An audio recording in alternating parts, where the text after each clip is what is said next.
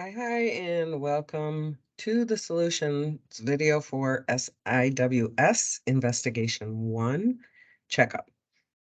We're going to start with sketch a picture that illustrates the following expression for the number of border tiles necessary to surround the square pool.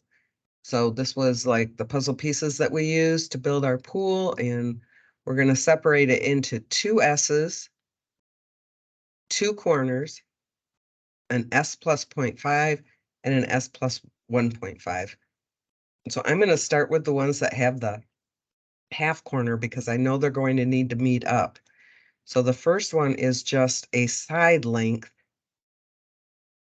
plus half a corner. So this is your side length, and here's your half a corner. I'm going to separate that here. And that would be S plus 0.005. That equals plus.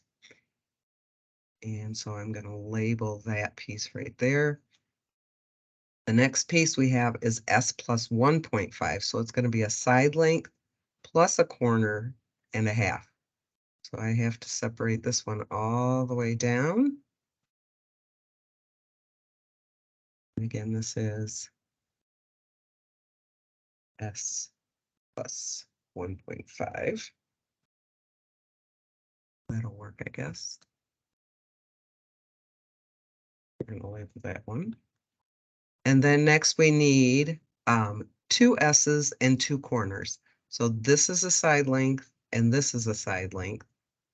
So this would be an S. Try and get it semi-straight.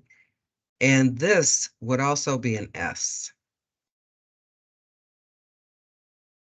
And then conveniently it left us our two single tiles. So we have an S and an S and a 1. And again, you really should label after you marked them. So in here, we have two S's. We have two, that would be the red tile, corner tiles. We have an S plus 0.05 and an S plus 1.5. So it illustrates that expression. Next, we're going to move on to number 2, finding the number tiles that we would need to go around this pool. So we wanted to section this off. They gave us this S plus 10. So I went ahead and I kind of tried to go straight down and section off another S plus 10. They told us this was a side length of the pool. So that didn't include these two corners. Okay. They also said this was a side length. So that wouldn't include that corner or that corner. If here to here is an S, then I tried to go straight across, and that would be another S here. Again, if here to here is an S, I tried to go straight across from here and made this piece an S. Again, a side length from here to here matches with the one above it, leaving that corner empty to put in a 1 tile. And then the S plus 10 that we drop down. So the only other thing we really need to talk about, this S plus 10 goes all the way across, and this side length comes all the way down, meaning that would be an overlap of tiles here. So instead of putting 1 here, we're going to take away 1 because it's already been covered twice. So that's going to be a -1. So now when I go to count them up, I've got 1, 2, 3, 4, 5, 6 S's. I have 1, 2 S plus 10s. And then I have 1, 2, 3, 4, 5 tiles. But I'm going to take away 1 for this one, leaving me with 4 altogether. For numbers 3 through 6, you have this picture of a pool that's been combined with a swimming section, a hot tub, and a diving section, and you just need to pick out the expression that goes with each of these pieces. So let's look at the swimming section first. We have a side here that's 3s, but it doesn't go all the way across. If we were to go all the way across, we would have to include this side length here, right? This is a square s by s, so this piece would also be s. So total, we have 3s plus s over on this side, or s plus 3s, and we're multiplying that by another s for this side length, right? Length times width. And right here we have a side length multiplied by a side length plus 3s. So B would be your swimming section. The diving section we can see is s by s. If this is s and this is s, then we know all the way around it's a square. So s times s would get you s squared, and that is C. So s squared would go with the diving section. The swimming section plus the hot tub, well, we can clearly see the hot tub here is a half circle, and it has a diameter of 2 s's. So if I split that in half, it would just be 1 s. So we're going to have pi s squared divided by 2 for our hot tub, right? We know it's going to have a pi in it, and it's going to be divided by 2. So that leaves me with A or E. But we're combining it with the swimming section, which we already discovered was our s times s plus 3s. If I actually multiplied that out, I would get s squared plus 3s squared. And if I add those together, I end up with 4s squared altogether. And then there's our half circle, meaning A would be the swimming section and the hot tub. The swimming section and the diving section, if we had s squared, which we already found for our diving section, and we're going to add that to 4s squared, right? We just came up with that for the swimming section by actually doing the distributive property here. We have 1x squared plus 4 more s squareds, leaving us with 5s squared for the swimming section and diving section combined. In number 7, they wanted you to fill in all of the missing pieces. Oh, I didn't fill in this one. 7x would be in this box, right? 7 on this side times x here, 7x. And 7 times 6 gives me 42. So altogether, that rectangle has an area of 7x plus 42. For number 8, they actually left one of the boxes on top open. We have to figure out what that is. Top? And I don't think so. So they actually gave us 24 in here. That one wasn't. Like, how could we figure that out without one of the pieces? So we needed to find out what we have to multiply by 4 to get 24 here, and that is 6. So now we have side lengths of 4 and a side length of x plus 6. And when we do the distributive property here, we get 4 times x is 4x, which is in this box, and 4 times 6, which is our 24, in that box. Number 9, they gave us the x squared, the 8, and the 2. So we kind of have to fill in these other pieces to build our puzzle. This one's x squared. The only way we can get that is x times x. So we know that that top line is an x. And we also know that 2 times this number is going to, or 2 times this number is going to get us 8. 2 times x is what's going to go in this box. And so 2 times 4 would get me 8. And if this side is x and this side is 4, then we get 4x in that box. So our side lengths are going to be x plus 4 and x plus 2, right? We're taking them right. Our factors are coming right from those.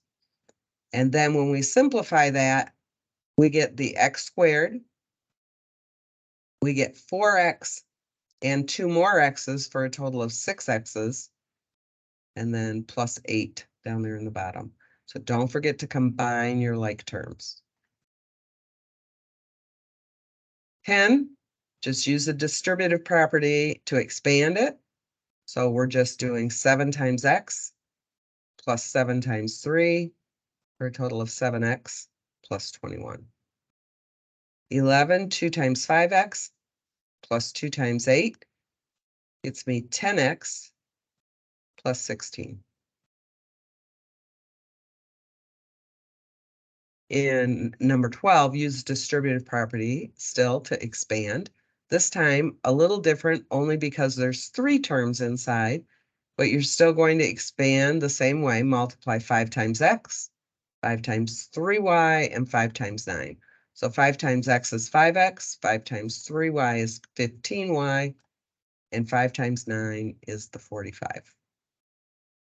For number 13, I drew out my box. I gave my side lengths of x plus 4 and x plus 7. And when I multiply those, x by x gets me my x squared. X by 7 gives me a 7x here. 4 times x gets me 4x. And this box is 4 by 7 for 28. But before I write it down, I'm going to simplify by combining my 7x's and my 4x's.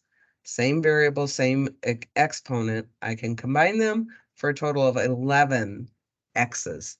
So my final expression would be x squared plus 11x plus that 28.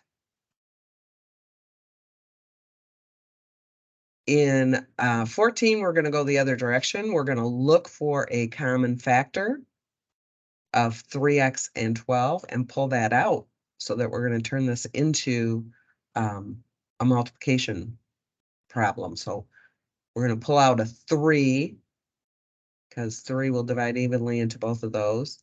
When I take that 3 out, 3 times x gets me my 3x, and 3 times 4 gets me the 12. 15, same thing. We're going to look for a common multiple or a common factor, and x is something that I could pull out of both of these.